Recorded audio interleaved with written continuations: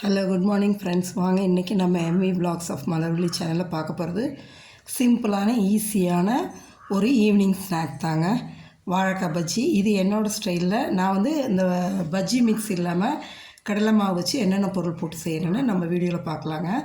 சூப்பராக டேஸ்ட்டாக ஒரு சோடாப்பெல்லாம் போடாமல் கலர் போடாமல் நம்ம செஞ்சதை பஜ்ஜி எப்படி செய்யலான்னு பார்க்கலாங்க.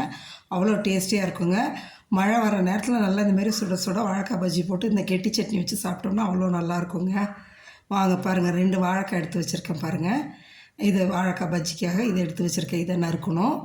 இந்த பூண்டு ஒரு 6-7 பல் எடுத்து வச்சுருக்கேன். காஞ்ச மிளகாய் ஒரு 3 எடுத்து வச்சுருக்கேன். அது போக பார்த்திங்கன்னா 1 ஸ்பூன் நல்லா ஸ்கூப்பாக பெருஞ்சீரகம் எடுத்திருக்கேன். ஒரு 2 கொத்து கருவேப்பிலைங்க. இது 4ம் போட்டு நம்ம அரைக்கணுங்க, மிக்சியில் அரைச்சி எடுத்துக்கணும். சரிங்களா? அதுக்கப்புறம் பார்த்திங்கன்னா கடலை மாவு நல்லா தலை நரைச்சி 1 டம்ளரும், அரிசி மாவு ஒரு 3 ஸ்பூனும் எடுத்திருக்கேன். பெருங்காயம் கொஞ்சங்க. இதுக்கு தான் இது தேவையான பொருள். இது தான் பொரிக்கிறதுக்கு எண்ணெய்ங்க.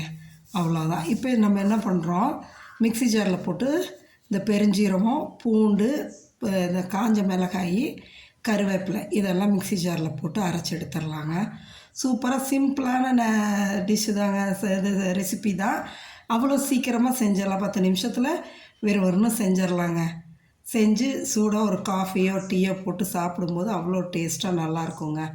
இது என்னோடய ஸ்டைலில் நான் செய்கிறத உங்களுக்கு இன்றைக்கி காமிக்கிறேன். நீங்களும் பார்த்துட்டு செஞ்சு பாருங்கள். இப்போ அதை அரைச்சாச்சுங்க. இப்போ கடலை மாவு எடுத்துகிட்டு இந்த பஜ்ஜி மாவுக்கு தேவையான அளவுக்கு உப்பு போட்டுக்குங்க. போட்டுட்டு அந்த அரிசி மாவையும் போட்டு நல்லா ஈவனாக கலந்து விட்டுடுங்க. கலந்து விட்டுட்டு நம்ம மிக்சியில் அரைச்சி வச்சுருக்கோம்ல பூண்டு, மிளகாய், பெருஞ்சீரகம், கருவேப்பிலைலாம் அதோட கொஞ்சம் பெருங்காயத்தூளையும் போட்டு அரைச்சிட்டேங்க.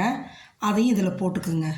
போட்டு தண்ணியை வந்து ஊற்றிடாதீங்க. தெளித்து அப்படியே பிசைஞ்சிடுங்க. ஏன்னா இது எப்படி வேணும்னா தோசை மாவு மாரி இருக்கக்கூடாது, இட்லி மாவு சப்பாத்தி மாவு கெட்டியாகவும் இல்லாமல் ஓரளவுக்கு இட்லி மாவு பதத்தில் இருக்கணுங்க. பாருங்கள், வாழைக்காய் வந்து எந்த அளவு செத்தி வச்சுருக்க பாருங்கள், மெலிசா இந்த அளவு செத்தி எடுத்து வச்சுக்கலாங்க. எடுத்து வச்சுட்டு இப்போ இதில் தண்ணி ஊற்றி நல்லா மாவை வந்து கட்டி இல்லாமல் கரைச்சி எடுத்துக்கலாங்க. இந்த அளவு பதம் இருந்தால் போதுங்க. இப்படி இருந்தால் தான் நம்மளுக்கு வந்து எண்ணெயும் அதிகமாக இழுக்காதுங்க. நல்லா சாஃப்டாகவும் இருக்கும். மெதுன்னு மேலே பார்க்க கிறிஸ்பியாக இருக்கும், உள்ளே நல்லா சாஃப்டாகவும் இருக்குங்க. இந்த அளவு இருந்தால் போதுங்க. வானலில் எண்ணெய் ஊற்றி காய வச்சாச்சுங்க. இப்போ நல்லா இந்தமாரி வாழைக்காயை செத்தி வச்சுருக்கோம் இல்லையா, அதை எடுத்து டிப் பண்ணி 2 பக்கமும் நல்லா போட்டு பெரட்டி எடுத்து நம்ம நல்லா எண்ணெய் காயணுங்க. காஞ்சதுக்கப்புறம் போடணும். எண்ணெய் அதே சமயம் கொஞ்சம் நிறையா ஊற்றிக்கணுங்க. பஜ்ஜிக்கெல்லாம் வந்து நிறையா ஊற்றினா தான் பொரிஞ்சு நல்லா மேலே எலும்பி வர நல்லா வருங்க. அதுக்காக கொஞ்சம் அதிகமாகவே ஊற்றிக்கலாங்க. ஊற்றிட்டு போட்டு எடுக்கணுங்க. அதே சமயம் நிறைய நெருக்கி போட்டாலும் பெரட்டி விடவே சரி வராது. அளவாக 3-4 போட்டு எடுக்கலாங்க. அப்போ தான் ஃபுல்லாக அது நல்லா வெந்து வரத்துக்கும் பெரட்டி விடவும் ஈஸியாக இருக்குங்க, நல்லாவும் இருக்கும். இந்தமாரி ஈவினிங் டைமு சுட சுட வாழைக்காய் பஜ்ஜி இப்படி போட்டு எடுத்துக்கிட்டு சூடாக ஒரு ஃபில்டர் காஃபி வச்சு குடிக்கும்போது அவ்வளோ நல்லாயிருக்குங்க.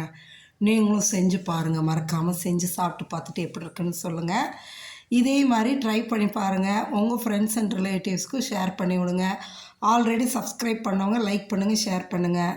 புதுசாக நம்ம சேனலுக்கு வந்தவங்களாக இருந்தீங்கன்னா பார்த்துட்டு மறக்காமல் சப்ஸ்கிரைப் பண்ணுங்கள். சரிங்களா? வாங்க, சூடான வாழைக்காய் பஜ்ஜியும் தேங்காய் சட்னி, கெட்டி சட்னியும் சாப்பிட்லாம். இது 2ஓட காம்பினேஷன் அவ்வளோ சூப்பராக இருக்குங்க. நீங்களும் செஞ்சு சாப்பிட்டு பார்த்துட்டு எப்படி இருக்குன்னு எனக்கு கமெண்ட் செக்ஷனில் கமெண்ட் பண்ணுங்கள். ஒரு சிலர் வந்து இந்த கெட்டி சட்னிக்கு பதிலாக கார சட்னி வச்சு சாப்பிடுவாங்க, அதுவும் இருக்குங்க. ஆனால் நான் வந்து மேக்ஸிமம் எங்கள் வீட்டில் கெட்டி சட்னி தான் வச்சுக்கிறதுங்க. தேங்காய் சட்னி தான் நல்லாயிருக்குன்னு வச்சுக்கிறது. ஒரு சிலர் கார சட்னி விரும்புவாங்க. பார்த்துட்டு எப்படி இருக்குன்னு சொல்லுங்கள். Okay, thank you.